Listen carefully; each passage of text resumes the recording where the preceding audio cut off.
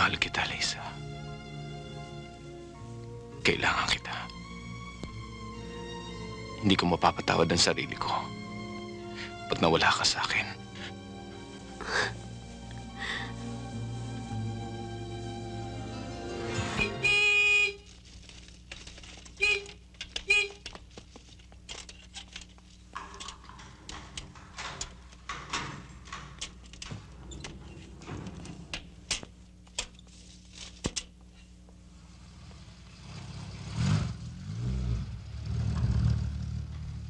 Naku, senyorito, kayo pala. Oh. Kumusta ho kayo? Mabuti. Kamusta kayo? Mabuti ho.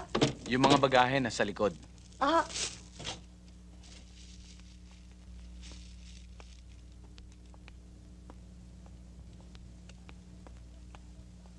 Senyorito, kamusta po ang biyahe nyo? Mabuti naman, Tinding. O, may mga pasalubong ako para sa inyo. Salamat po. Eric?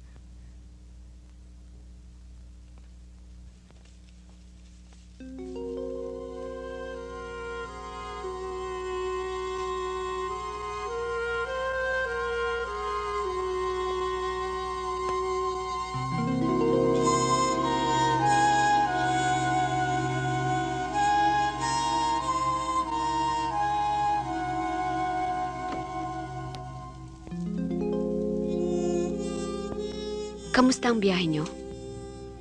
Mabuti. Nakuha mo ba yung checking iniwan ko sa'yo? Salamat, Eric. Hindi ka dapat magpasalamat. Sabi mo nga, may karapatan ka sa pamilyang to. Tsaka mabuti na yung tumutubad ako sa mga obligasyon ko sa'yo. Para hindi mo ako masumbatan pagdating ng araw.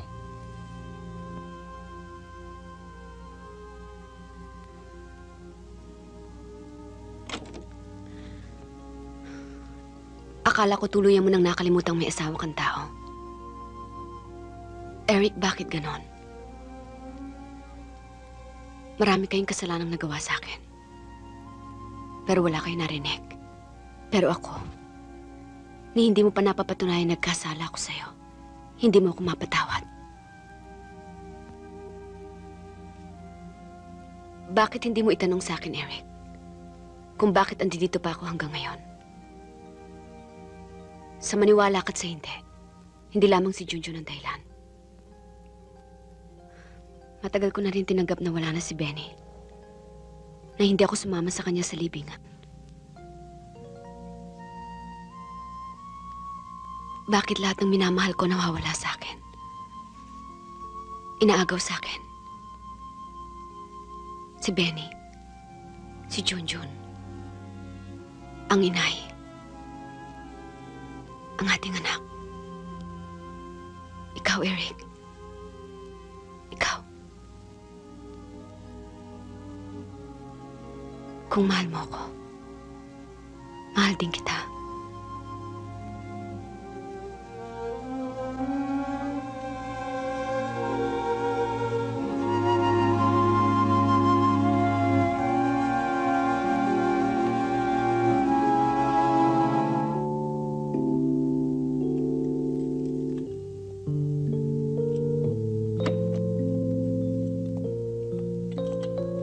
Ay, senyorito, ilang araw na ho hindi kumakain ng senyorita.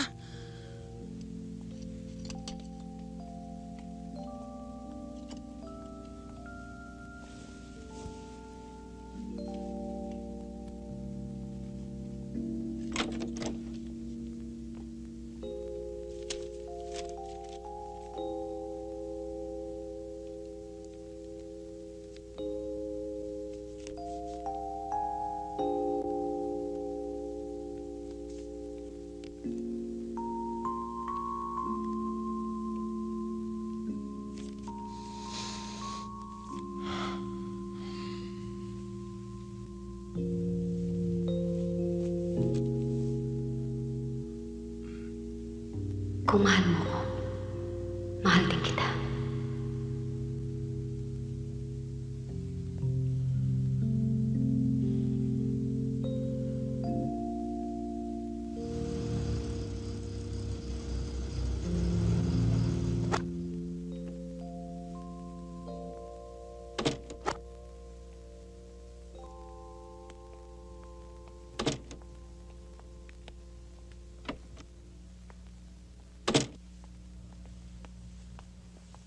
Doc, may nangyari ba kay Lisa?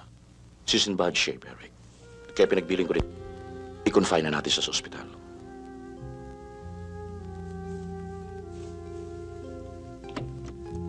Thank you, Doc.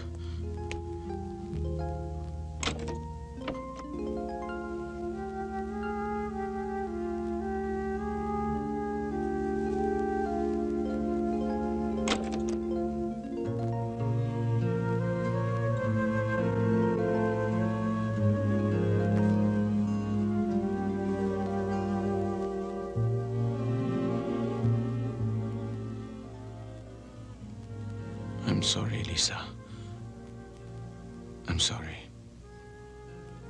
Akala ko hindi mo na ako mapapatawad, Eric.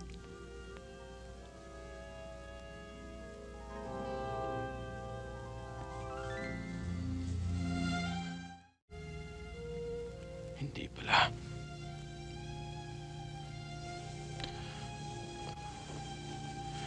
Mahal kita, Lisa. Kailangan kita. Hindi ko mapapatawad ang sarili ko. Pag nawala ka sa akin.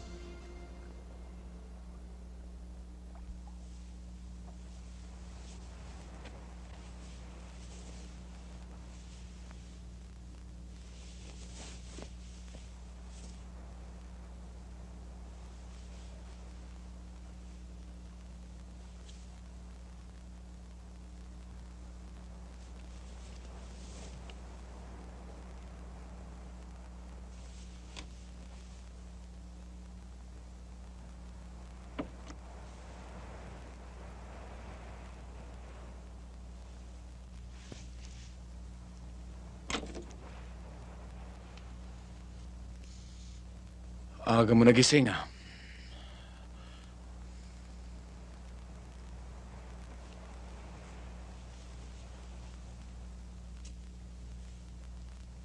Si Junjun, ano? Alam ko. Huwag ka mag-alala. May naisip akong paraan para maibalik ng mama si Junjun sa atin.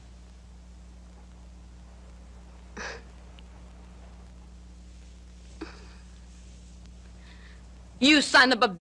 Nagbakasyon pa kayo, ha? Ano ba talagang gusto mong palabasin, Eric? Ilang beses mo akong sinaktan? Ilang beses kitang pinatawad? Ilang beses mo akong... Ano akala mo sa akin?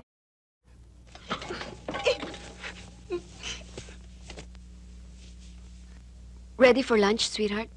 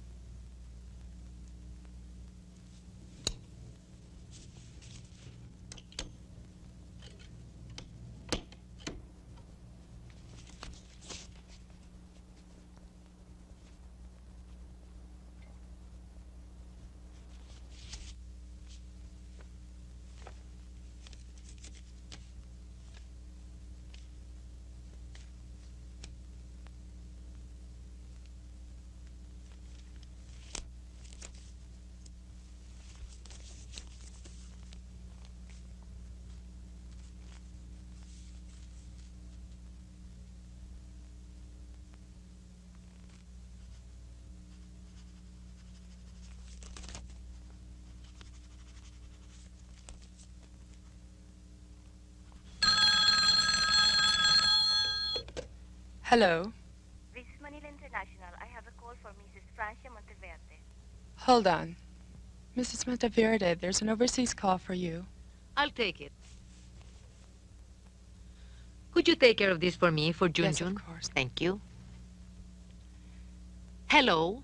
Mrs. Monteverde, you have a call from Attorney Vargas, Manila, Philippines. I'll take it. Attorney Vargas, your party's on the line. Hello? Attorney? Ma'am, Oh. I'm afraid I have bad news for you. Oh. Iniligay na lahat ni Eric ang stock sa pangalan niya, Miss Monteverde. Mawawalan kayo ng kontrol sa kumpanya kapag nagkataon. At balak daw niyang ibigay ang kalahati kay Lisa. You've got to come back, Miss Monteverde. Right away. You have to settle this matter. Ang mga walang hiya. Napakawalang hiya ni Eric. Hindi niya masosolo ang aking kumpanya. At walang pakikinabangan kahit isang pera ang babaeng yan sa kayamanan namin. Attorney, I'll take the next flight, the first flight home.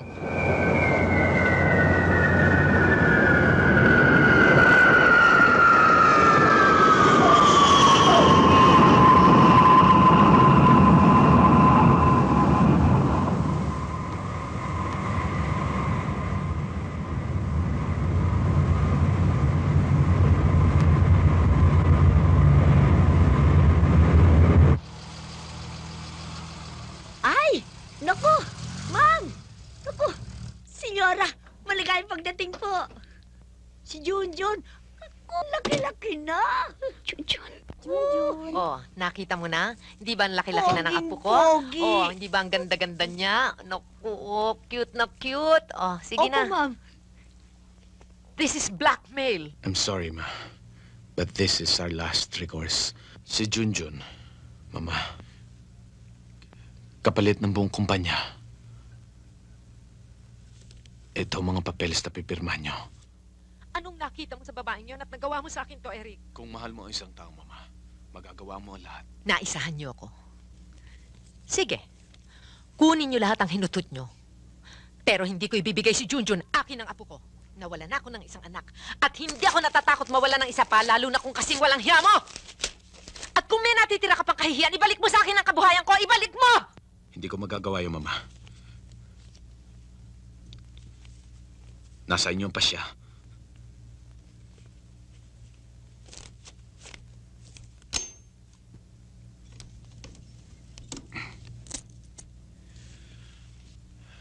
Pag-isipan niyo ng mga ilang araw. Saka tayo mag-usap. Wala na tayong dapat pag-usapan pa. Ngayon din, babalik kami ni Junjun sa Amerika.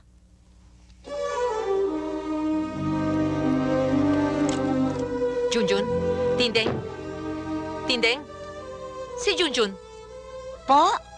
Oh, hindi ba iniwan ko siya sa'yo kanina?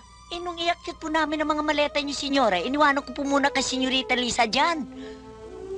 Junjun? Jota talagang... Junjun!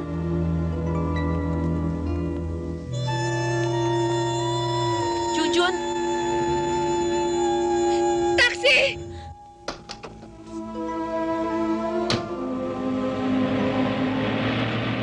Usapan ninyo ito, animal ka, traidor! Mula pa ikaw na ang itim na tupa sa ating pamilya! Ginawa ko lang dapat kong gawin, Mama. Inayos ko lang ang dapat kong ayusin. Matagal na. Pero mali ka kung inaakala mong nagtagumpay kayo. Hawak ko ang legal adoption papers ng apo ko at kahit saan tayo makarating, ipaglalaban ko siya. Gawin niyo, Mama. Total, sanay naman kayo magwasak ng pangarap ng mga tao sa paligid ninyo. Sige. Wasakin niyo na rin ang kinabukasan ng inyong apo.